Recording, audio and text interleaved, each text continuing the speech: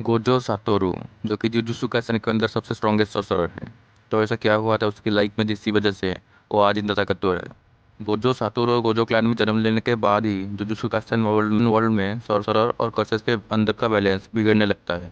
Gojo जन्म लिया था अपने क्लैन की लिमिटलेस और सिक्स साइज के साथ, जो कि सारे कर्स एनर्जी को बहुत ही डिटेल में देख सकता था। और जो कि क्लैन के लोग उसे एक अजूबा मानते थे, क्योंकि एक साथ सिक्स साइज और लिमिटलेस 400 साल के बाद अब दिखा गया है। गोजो के बचपन में मेगुमी का बाप तोजी गोजो से मिलता है। तोजी गोजो से इसलिए मिलने आया था क्योंकि वो देखना चाहता था कि लिमिटलेस और सिक्स साइज है क्या चीज। तोजी गोजो के पीछे खड़ा होकर उसे देख ही रहा था कि तभी गोजो तोजी की तरफ देखता है और तोजी हैरान होकर सोचता है, आज से पहले अगर मैं किसी के भी पीछे खड़ा होता तो वो मेरी प्रेजेंस को महसूस नहीं कर पाते थे, तो तुम सबसे बहुत अलग हो। गोजो बड़े होने के साथ साथ उसकी पावर्स भी बढ़ने लगी। तो पहले ही बहुत सारे कर्सेस के साथ लड़ सकता था, जो की बढ़ती ताकत पर देखकर बहुत सारे लोग उसे मारने की कोशिश की, लेकिन उसे कोई मार नहीं पाए। बोला जाता है कि गोजे के ऊपर एक बहुत बड़ी बाउंटी रखा गया था, पर उस बाउंटी को आज तक कोई भी क्लेम नहीं कर पाया। जुत्सु हाई सेकेंडरी के दौरान गोजो और गेट्टो को मास्टर टेंगेन की वेसल को सही सलामत लाने की मिशन मिलता है। मास्टर टेंगेन एक इमोर्टल सॉर्सरर है, कि समय समय पे अपनी माइंड नए वेसल के अंदर डालकर मोटर बने रहते। टेंगेन का काम है दोनों जुत्सु हाई में बैरियर बनाए रखना। और कुछ वैसे भी ऑर्गेनाइजेशन थे जो कि नहीं चाहते थे कि मास्टर टेंगेन अपनी शरीर चेंज करे। जब गोजो और गेट्टो उस लड़की को लाने जाते हैं तो वो दोनों देखते हैं कि वो ऑर्गेनाइजेशन के लोग उस लड़की को मारने की कोशिश कर रहे हैं। गोजो और गेट्टो उस लड़की को बड़ी आसानी से बचा लेते हैं, पर तभी पता चलता है कि इसने कुराई को किडनैप कर लिया है। और वो लोग कुराई को बचाने के लिए ओकिनावा जाते हैं और ओकिनावा से कुराई को बचा के ले आते हैं। उसके बाद वो लोग ओकिनावा पे थोड़ी सी मस्ती करते हैं, जो बोलता है रिकुत पर बाउंटी हटने में सिर्फ 24 घंटे ही बचे हैं, और बाउंटी हटने तक हमें कोई कोई एक जगह पे रुकनी नहीं चाहिए। गोजो उन 2 दिनों में अपनी सिक्स साइज को बार बार इस्तेमाल करते करते थकने लगा, फिर भी वो अपनी सिक्स साइज को इस्तेमाल करना बंद नहीं करा।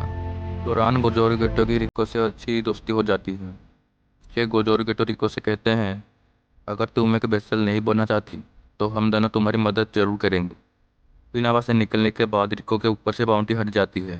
सुसुहाई पहुंचने के बाद सब लोग रिलीव होते हैं। तभी ही तोजी अपना कटाना गोजो के आर पार कर देता है। देखकर सब लोग सोचते हैं कि जुजुत्सु बैरियर होने के बाद भी तोजी अंदर कैसे आया। तोजी के पास कोई भी कर्स एनर्जी नहीं है, और गोजो अपनी सिक्स साइज को ओवर यूज करने के वजह से तोजी को सेंस नहीं कर पाया। मैं तोजी एक assassin है और उसने ही रिको के ऊपर बाउंटी रखा था कि गोजो अपनी सिक्स साइज को ओवर यूज करे और वो गोजो को मार पाए। उसके बाद गोजो गेटो से बोलता है कि रिको को यहाँ से लेके जाओ, तोजी को मैं संभालता हूँ। लेकिन गोजो तोजी से लड़ते लड़ते बहुत ही जख्मी हो जाता है। तोजी गोजो को इतना मारता है कि गोजो अधमरा हो जाता है, और तोजी गोजो को मारने के लिए छोड़ देता है। उसके बाद तोजी रिको को ढूंढने जाता है, और तोजी रिको को ढूंढने के साथ ही उसे गोली मार के मार देता है, और गेटो देखता ही रह जाता है। तोजी गेटो को भी कुछ दिन वो गेटो को मारता नहीं। तोजी गेटो से बोलता है, अगर तुम एक कर्स मैनिपुलेटर नहीं होते तो मैं तुम्हें मार देता, पर मैं ये नहीं चाहता कि तुम्हें मारने के बाद तुम्हारी एक अंदर बंद कर से मुझे परेशान एक कुकी बड़ी लेके वहाँ से चला जाता। फौजी अपनी बाउंटी कलेक्ट करके वहाँ से जा भी रहा होता है कि उसके सामने गोजो आ जाता है। फौजी देखता है कि गोजो पूरी तरह से ठीक हो चुका है। वो गोजो को बोलता है, तुमने रिवर्स का टेक्निक इस्तेमाल किया है। तो गोजो बोलता है, बिल्कुल सही। फौजी और गोजो की फाइट फिर से शुरू हो जाती है। इस फाइट के दौरान हमें दोनों के अंदर की पागलपन दिखने को मिलता है। फिर मैं गोजो उसकी नई टेक्निक वालों पत्तों से खुद को मार देता है। टीपू की डेथ के बाद गोजो समझ जाता है कि उसे अपने दोस्तों को बचाने के लिए और भी ज़्यादा ताकतवर होना पड़ेगा। गोजो अपनी हर टेक्निक को उसकी लिमिट तक पहुंचाता है, और गोजो इतना ज़्यादा पावरफुल हो जाता है कि उससे पूरी जुजुत्सु वर्ल्ड डरने लगता है। तो यह था गोजो की पूरी लाइफ स्टोरी है। माफ माफ करना कि वॉइस थोड़ा खराब सुनाई दे रहा है, फोन में वॉइस रिकॉर्ड किया गया है ना, इसलिए। वीडियो अच्छा लगे तो लाइक करना, और चैनल पे नए हो तो सब्सक्राइब करना। इसलिए हमारा पहला वीडियो है।